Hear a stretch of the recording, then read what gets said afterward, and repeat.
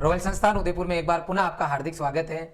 आज के इस वीडियो में अपन जानेंगे कि सीयूटी का रिजल्ट आने के बाद में अलग अलग यूनिवर्सिटीज़ में जो काउंसलिंग हो रही है उनके अंदर यदि आपको बीएचयू में एडमिशन लेना है तो उसके लिए अब आपको क्या करना होगा, किस तरीके से जो है आपको रजिस्ट्रेशन कराना होगा, इसके ऊपर अपन डिस्कस करेंगे। 2 ही मिनट का ये वीडियो है, बहुत ज़्यादा आपको चिंता करने की जरूरत नहीं है। सिंपल से स्टेप है, अगर आप उनको फॉलो करते हो तो तुरंत आपका रजिस्ट्रेशन हो जाएगा। सबसे पहले कि सर मेरे सीयूटी का स्कोर ये है, अब मुझे बीएचयू के लिए करना क्या पड़ेगा, तो सबसे पहले आपको इसकी वेबसाइट पे जाना है।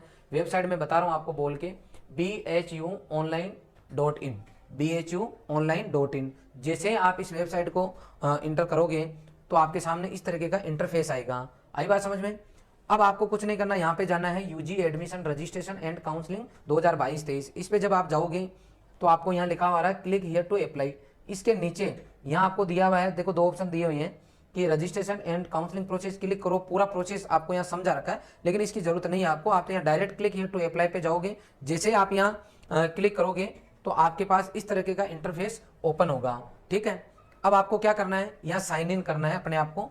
कहीं पर भी यदि आप साइन इन करोगे तो आपसे ये आईडी और पासवर्ड मांगेगा। आईडी जो है सीयूटी का जो एप्लीकेशन नंबर है वो आपका आईडी है, और सीयूटी का जो आपका रोल नंबर है वो आपका यहाँ पासवर्ड है। जैसे आप इसको इंटर करोगे, जैसे आप इस पे साइन इन पे जाओगे तो आपको इस तरीके से इंटरफेस मिलेगा। यहाँ पे एप्लीकेशन नंबर अपने डालें और यहाँ पे रोल नंबर डालें, और जैसे ही सबमिट करोगे तो आपके पास पुनः एक इस तरीके का क्या आ जाएगा, इंटरफेस आ जाएगा। अब देखो ये जो आपका पास इंटरफेस आ रहा है, इसके अंदर देखो my application, preview form, make payment, ये स्टेप तीनों आपको कवर करनी है। अब कैसे कवर करोगे देखना। इतना करने के बाद में सबसे पहले, इससे पहले भी जो इंपॉर्टेंट काम ये है कि आपको यहाँ चेंज पासवर्ड पे जाना है। इस पे आप क्लिक करोगे, कुछ स्टेप है उनको फॉलो करोगे तो आपके पासवर्ड चेंज हो जाएंगे। क्यों हो जाएंगे, क्यों करने चाहिए? क्योंकि आपके आईडी पासवर्ड यदि किसी को भी पता चल गए तो दिक्कत आ जाएगी। और आईडी पासवर्ड आपके क्लियर है, सबको लगभग पता है एक दूसरे को। जनरली आपने अगर रिजल्ट भेजा होगा, पीडीएफ भेजी होगी, तो उस पर एप्लीकेशन नंबर भी दिए हुए हैं और आपके एप्लीकेशन नंबर और रोल नंबर दोनों दिए हुए हैं। इसका मतलब तो सभी को पता है। तो आपको सबसे पहले पासवर्ड चेंज कर लेने। पासवर्ड चेंज करने के बाद में इन तीनों डिटेल को आपको कंप्लीट करना है। तीनों डिटेल के लिए सबसे पहले आप माई एप्लीकेशन पे क्लिक करोगे। जैसे ही आप क्लिक करोगे इसके ऊपर तो आपके पास में ये डिटेल आएगी, इस तरीके का आपके पास फॉर्मेट आएगा। तो आप एक एक करके आप अपनी पूरी डिटेल जो है यहाँ सबमिट कर दोगे तो आपका ये पहली स्टेप जो आपकी कवर हो जाएगी। अब देखो इसमें क्या आएगा, एप्लीकेंट डिटेल में आपकी पूरी डिटेल इसके अंदर आएगी, और उसमें बहुत कम आपको डिटेल भरनी है, क्योंकि बाकी जो डिटेल बच गई आपकी मेजर डिटेल है वो ऑलरेडी सीयूटी का फॉर्म जब आपने भरा था वहां से यहाँ डायरेक्ट फेज हो जाएगी। आपको यहाँ दोबारा इंसर्ट करने की जरूरत नहीं है, बहुत कम डिटेल आपको डालनी होगी। फिर आपको दूसरी स्टेप में अपलोड फोटो एंड सिग्नेचर, तो आपकी फोटो और आपको सिग्नेचर। फोटो कौन सी काम में लेनी है, जो कि सीयूटी के फॉर्म में लगाई। अगर आपके पास वो नहीं है तो दूसरी ले सकते हो, बाकी आपको वही लगानी चाहिए, वही अपलोड करनी चाहिए। एजुकेशनल डिटेल आपने ऑलरेडी वहाँ डाल रखी है, फिर भी अगर कुछ पूछ रहा है तो वही डिटेल आपको यहाँ डालनी है।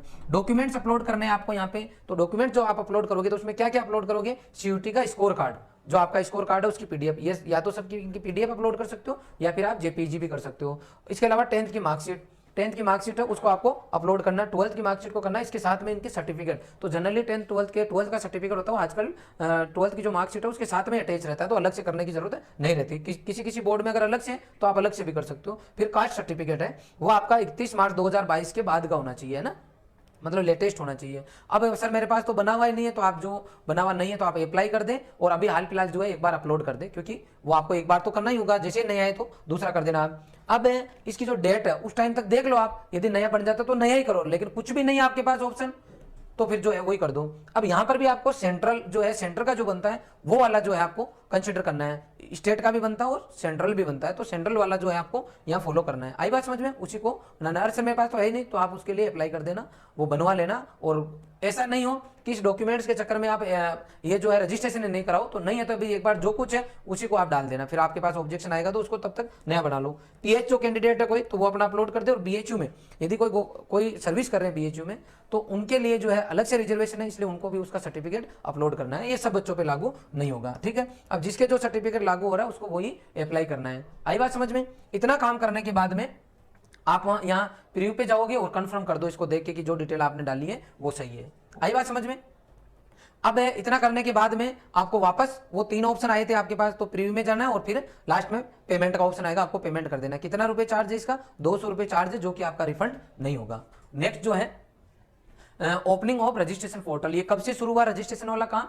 ये 20 तारीख से चालू हो गया है। जैसे आज 22 तारीख है तो ये 20 से ऑलरेडी चालू हो चुका है। नेक्स्ट है इसके बाद में अगला जो इंपॉर्टेंट है वो है कि आपको अपनी जो चॉइस आप भरोगे उसकी प्रेफरेंस जो ये मांगेंगे वो कब से मांगेंगे, तो ये 26 तारीख से चालू होगा। कब से होगा? 26 से होगा। कि सर मैंने तो एग्रीकल्चर से हूं मैं, तो मैं क्या क्या भरूं? तो आपके पास एक ही ऑप्शन है कि आपको एग्रीकल्चर के बच्चे और आपने एक ही बीएचयू को सिलेक्ट किया और आप एक ही कोर्स में जाना चाहते हो तो आपको बीएससी एग्रीकल्चर ले लेना है। लेकिन यदि कोई मान लो आर्ट्स का बच्चा या बायोलॉजी का बच्चा और वो मोर देन वन कोर्स में जाना चाहता है तो उसको पहले चॉइस लेनी होगी। सबसे पहले मुझे ये 3 सब्जेक्ट मिल जाए तो ठीक है, या फिर ये ग्रुप कॉम्बिनेशन मिल जाए तो ठीक है, अगर ये कुछ भी नहीं मिले तो मुझे बायोलॉजी मिल जाए तो ठीक है, बायोलॉजी से जनरल बीएससी मिल जाए तो ठीक है। तो वो डिपेंड करेगा कि आप किस में अप्लाई करना चाहते हो और उसमें प्रायोरिटी क्या रखना चाहते हो, ये उनके लिए है। आई बात समझ में? फिर आपका इसके अलग अलग राउंड में काउंसलिंग होगी। तो फर्स्ट वाला जो रिजल्ट है आपका 7 से 8 तारीख को आपको पता लग जाएगा कि आपका हुआ या नहीं हुआ। नहीं हुआ तो आपको सेकंड का वेट करना है। आई बात समझ में? ये आपका जो है फर्स्ट राउंड का रिजल्ट हो गया।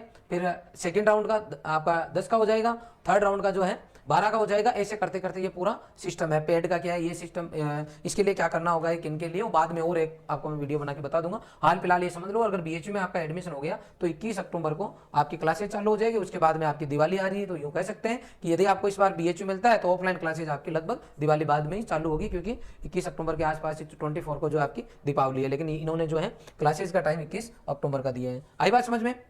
आगे भी इन्होंने आर्ट्स वाले बच्चों को डाल रखा है, तो यदि किसी के आर्ट्स और सोशल साइंस है तो उनका ये अलग से गणित है। आई बात समझ में? तो ये मैंने आपको पूरी इन्फॉर्मेशन बीएचयू काउंसलिंग की देनी, कुछ भी नहीं करना, शॉर्ट एंड स्वीट काम है।